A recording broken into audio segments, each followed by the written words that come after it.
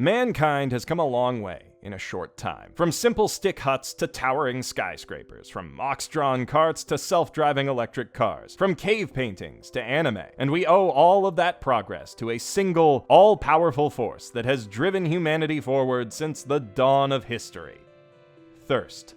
A thirst for knowledge, a thirst for understanding, a thirst for truth. I know I'm thirsty as hell, and if you're thirsty too, you've come to the right place. Because with this series, I aim to quench my thirst once and for all by finding the ultimate truth, the ultimate answer to the ultimate question: what's in a waifu? And why isn't it me? Now, obviously, love is a very personal thing, and there are as many reasons to love a waifu as there are people who love her. But fundamentally, there are two things every waifu needs: an interesting personality and a strong, cute character design to match. Without the former, all you have is eye candy. Without the latter, you just have a good character. It is only when those two elements are executed well and synergize with one another that a character can create that ephemeral, caring, yearning feeling that we call moe. By examining the world's most powerful waifus and analyzing how they excel in those areas and others, it is my belief that we will be able to better understand moe and work toward the ultimate dream of all mankind: a unified best girl theory. Today, we take our first step toward that noble goal by asking, what makes Hestia the Bestia? Hestia, if you somehow don't know, was the standout waifu from an entire cast of standout waifus in 2015's fantasy comedy smash hit Is It Wrong to Try to Pick Up Girls in a Dungeon, or Danmachi for short. Both that first anime and its brand new currently airing sequel are available to watch through today's sponsor, Crunchyroll. So if you'd like a bit more context for this serious scientific discussion, or you're just in the mood for a fun fantasy adventure, I highly recommend watching both of them. Now, without further ado, there's important work to be done. And speaking of ado, much ado, like too much ado, honestly, has been made about Hestia's titty ribbon, or the plot thread, as some fans took to calling it. At first glance, the ribbon is nothing but an innocuous, forgettable accessory, but it has a way of sticking in your mind, because the longer you look at it, the less sense it makes. Even in the realm of anime titty physics, where flesh has the consistency of jello and gravity is but a suggestion, this ribbon sticks out as an aberration. Less obvious than, say, the Matrix titties in High School of the Dead, but in reality, no less absurd. What starts as a passing thought about how silly the ribbon looks takes root in your mind and swiftly grows into obsession. Wouldn't such a thin thread cut into her skin? How does it stay up when her arms are relaxed while also allowing for full range of motion? How does it support all that when it's only being held up by tension and friction? How does she actually get into it? Why is nobody in the show questioning this? Are they mad? Or am I mad? When the series first aired, many fans sought to quell this existential terror by trying the ribbon for themselves, but in the process, they only confirmed our fears. The thread did cut into their arms, it restricted their movement, and worst of all, it did absolutely nothing to enhance their cleavage. Scientifically minded fans then broke the question down to a physics problem, and reached similar conclusions. I'm sure that a whole dissertation could be written about that ribbon, but ultimately we should try to tear our minds away from it, because it is just an accessory. An eye-catching one, to be sure, that sticks in our mind because of its physical impossibility, but like the bows in her hair and around her neck, as well as her opera gloves, its main purpose is to draw our eye to more important matters, and to enhance the core of her outfit, her dress, which is, by itself, one of the single greatest things ever designed by human hands. With its low, open back, prominent collar, and high-cut skirt, Hestia's dress is essentially a skin-tight virgin killer sweater with a boob window. And that twist on a classic by itself would be a commendable innovation, elegant in its simplicity. But consider that Danmachi aired in 2015, that its first volume was published in 2013, and that the Virgin Killer Sweater, an internationally recognized breakthrough in horny engineering, was first revealed to the public in 2017, and you'll begin to appreciate how truly groundbreaking Hestia's design is. This dress is a marvel of human ingenuity. It facilitates the paradoxical, simultaneous existence of both side boob and cleavage. It shows off as much of Hestia's back and legs as is physically possible while still giving her panties something to peek out from, and it strikes a perfect balance between clinging to everything that a spandex lover could want to see clung to while showing a ridiculous amount of skin. And while I'm not a real man of culture myself, those with more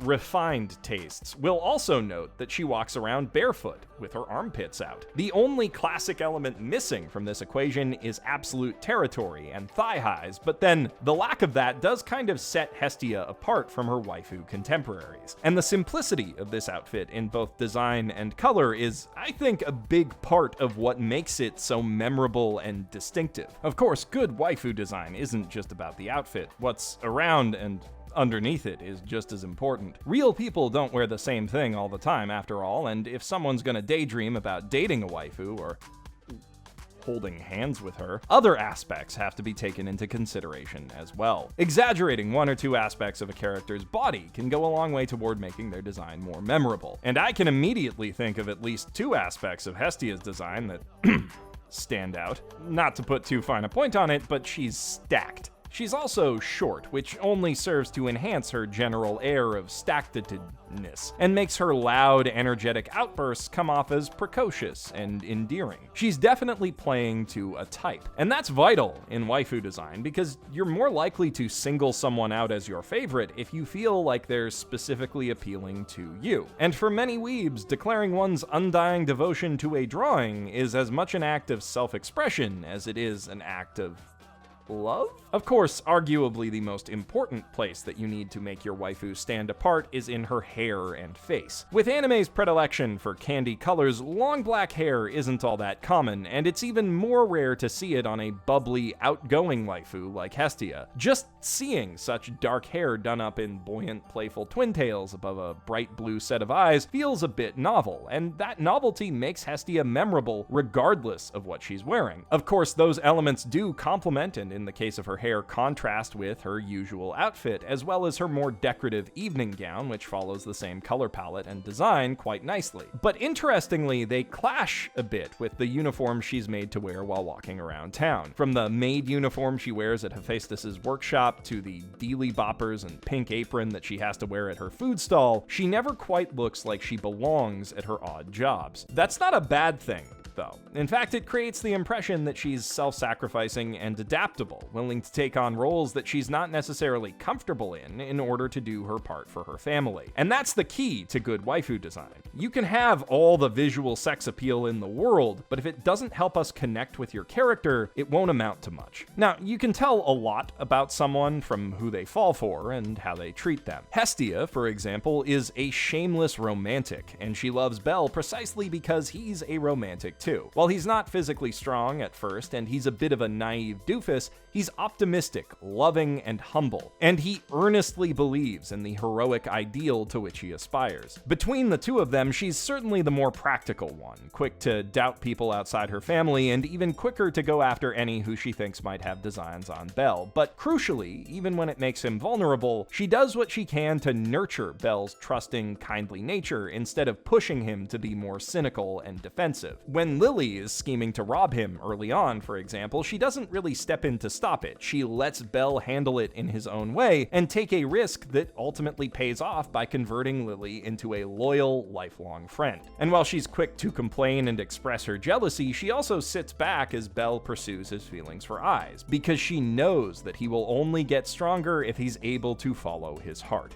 Literally and figuratively. So she's possessive and she can be jealous, but she's not controlling, and that's honestly very admirable. Hestia's a great role model, representing a mutually supportive ideal of love that is rare in reality, but does exist and is worth aspiring to. And that makes her very easy to fall in love with herself. That's not to say she's perfect. Again, she's very prone to emotional outbursts and fits of jealousy. She just doesn't put the weight of her feelings on Bel. She does try to intimidate other women around him, though. She can be smug and confrontational, her short temper tends to get her in trouble and cause trouble for her friends, and she's, all things considered, pretty damn lazy and a bit of a slob. She will work her phenomenal butt off for someone someone or something that she really cares about, but she also spends a good chunk of her life on Earth couch surfing at Hephaestus's place, and she spends just about every second that she's not working or doting on Belle lying around relaxing. In other words, she's got her share of flaws, and those flaws are a vital part of what makes her a good character and therefore a good waifu. Every person has their own unique failings and weaknesses, and we need to reflect that in our fictional heroes in order to make them believable. You can't fall in love with a character you can't believe is real, after all. Those realistic imperfections also help us, as imperfect creatures ourselves, to see how the ideals that Hestia and Belle hold and represent might be attainable for us. This is getting a bit heady for a video essay about why my cartoon girlfriend is awesome, though. We're able to get attached to Hestia because she has that depth, but we start liking her in the first place because she's just really fun and funny. She brings a cheery, playful feeling to every scene that she's in, chewing the scenery and getting laughs with her exaggerated reactions and pratfalls. She's also pretty damn clever and witty when she needs to be. Some of the most enjoyable moments in Danmachi come when Hestia sits down for girl talk and gets into catty arguments with her fellow goddesses. She's got a sharp tongue and a slightly boorish attitude, and it's really fun to see her clash with the more arrogant and capricious deities like Freya and Loki, and bounce off the more serious, straight-laced ones like Hephaestus. Hestia is very entertaining in just about every scenario she's thrown into because she has fun chemistry with just about every character in Danmachi's cast. And one of the best things about JC Staff's adaptation of Danmachi is how hard the studio has worked to bring that fun out of her. After all, in anime, personality comes just as much from how a character is animated as how they're written and voice acted. And this is where all of that great character design is really able to shine. Hestia's the kind of person who wears her heart on her sleeve, and Danmachi's animators take that very literally by expressing her state of mind in her outfit. When she's feeling calm and composed, her delicate, unwieldy clothing settles perfectly into place, but she's generally a bit scattered and ditzy, so when she does something clumsy or gets flustered, which she does fairly often, her twin tails, ribbons, and barely covered body parts tend to reflect that by flying every which way. Most of the time, when she's feeling happy, bubbly, and playful, she looks just ever so slightly disheveled. No matter what mood Hestia's in, though, it always looks like her animators are having fun depicting it, and that makes it fun just to watch her move around. It also helps that as she moves around, various things jiggle and stuff squishes into other stuff. I guess that doesn't have much to do with her personality, but it does do a heck of a lot to advance the plot. Actually, I take that back, because a big part of Hestia's appeal as a waifu is that she's actively flirtatious, clinging to Belle when and wherever she pleases, declaring her undying affection for him at every opportunity, and laying around in various states of casual, relaxed undress whenever they're alone together. And a lot of that squishing and jiggling does come about as a result of her active efforts to seduce him. If you want to be cynical about it, you could say that this explicit forwardness is just an excuse for fan service, and a bit of fan service in itself. A personality trait manufactured by the series author to appeal to dorks who are too socially awkward and dense to pick up on the body language cues and other more subtle signs of attraction that actual human beings use to communicate with each other. And yeah, guilty. But while that fantasy is obviously unrealistic at best, I think it's a heck of a lot better for lonely otaku to fall for a super devoted waifu who makes an active effort to pursue them than it is for them to be dreaming about groping and peeping on the chaste, demure girl of their dreams by accident. Fantasizing about overly enthusiastic consent is infinitely healthier than no consent at all. And the realism of the situation's a bit relative, since Hestia is very much not meant to be an actual human being. Hestia, like every other god in this show, is based on a real historical deity. Old-timey gods in general tended to be pretty horny and hedonistic, which is something that Danmachi reflects in its characterization of most of its gods, especially the likes of Loki and Freya. While Hestia herself, in her backstory and in the Greek lore that it's based on, is chaste and pure, there's an implication that descending to Earth from heaven and mingling with the humans has prompted many of the gods to become more human themselves, cut loose a little. And yes, on the one hand, that is obviously, again, an excuse on the writer's part to deliver lots of fan service, but I also think that it adds an interesting dimension to her character. Hestia has an eternity of wisdom and experience under her belt, but when it comes to human affairs and affairs with humans, she's paradoxically naive and childish, and that apparent contradiction pushes us to want to know more about her. Now, I joked that Hestia is doing a lot to advance the plot, but actually she does, and that's one of her biggest advantages in the waifu wars. She's got about as much agency in the story of Danmachi as Belle does, and gets to make a lot of important decisions that play a role in both creating and resolving each arc's central conflict. She's rarely content just being a bystander or a damsel, even when Belle tries to push her into that role, and that's pretty cool. Beyond being admirable in itself, that agency gives us more reason to care about her, because she's actively contributing to a story that we're enjoying. And generally speaking, the waifus we become most attached to as a community tend to be active participants in their stories for that very reason. Conversely, if you were following the Darling in the Franxx fandom when that was airing, you could almost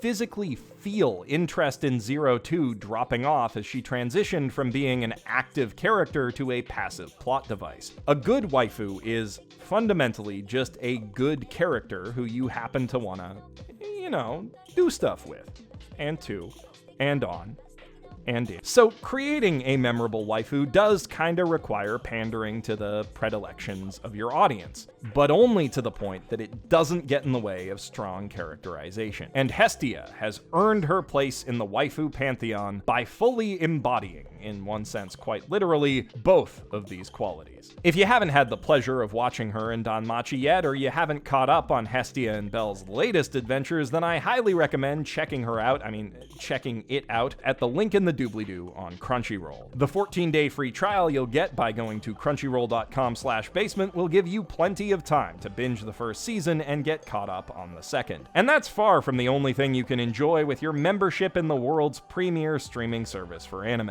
Crunchyroll has a massive catalog of both classic series and newer fare that they add to every day with English subtitled simulcasts for the newest shows airing in Japan. Right now, they've got Dr. Stone, Fire Force, Demon Slayer, and Fruits Basket, just to name a few, as well as the latest episodes of long-running series like Boruto, One Piece, and JoJo's Bizarre Adventure. Crunchyroll makes watching your favorite anime where and whenever you want to easy and fun. To see for yourself how great their service really is, head to crunchyroll.com/basement to start your 14-day free trial today. Before you go, though, let me know in the comments below who your pick is for the best girl in Danmachi, and which other waifus you'd like to see me analyze in what is, like the 6th new series I've started on this channel. If you'd like to see more of this or many other discussions about anime and other nerdy stuff, make sure you hit that subscribe button too, and leave a like if you enjoyed the new format. I'm Geoff Thew, professional shitbag, signing out from my mother's basement.